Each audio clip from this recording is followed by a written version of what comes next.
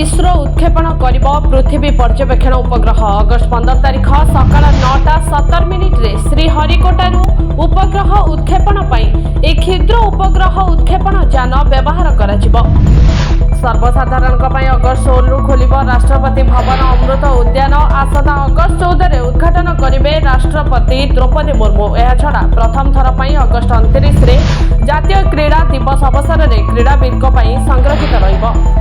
राज्य में आलू संकट दूर करने नाफेड माध्यम रे उत्तर प्रदेश आसवा आलू खाउटी मानू किलोग्राम पिछा 30 टंकार जोगाइबे सरकार। बीडीएस दुर्नीति रोकने को मोहन सरकार का बड़ पदक्षेप आरंभ है। चाउल एटीएम देश में प्रथम थर पर भुवनेश्वर मंचेश्वर चाउल गोदाम ठारे उद्घाटन है एलएन चाउल एटीएम। एटीएम को उद्घाटन कले जोगाण मंत्री कृष्णचंद्र पात्र। बढ़िला यूपीआई ट्रांजैक्शन लिमिट 1 लाख रु हेला 5 लाख। आरबीआई 50तम मुद्रा नीति कमिटी बैठक रे ट्रांजैक्शन लिमिट बढ़ाइबा नै निष्पत्ति होईछि। एनिकी चाषी को मिलिबो बोनस। हरियाणा सरकार चाषी को एकर पिछा 2000 टंका बोनस देबाकू नेले निष्पत्ति। नवीन को भेटिले बीजेडी राज्य स्तरीय समन्वय कमिटी कर्मकर्ता सांगठनिक पुनर्गठन पर देले प्रस्ताव।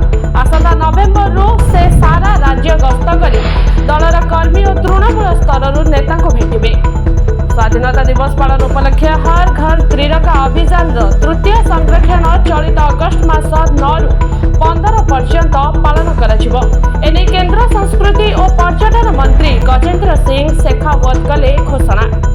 मुंबई रे miss and Mrs royal global queen 2024 and royal global achiever award चतुर्थ संस्करण सुंदरी प्रतियोगिता है आयोजित।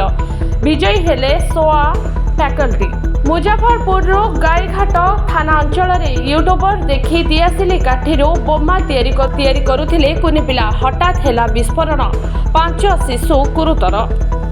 ब्यूरो रिपोर्ट आम गाँ खबर लाइव।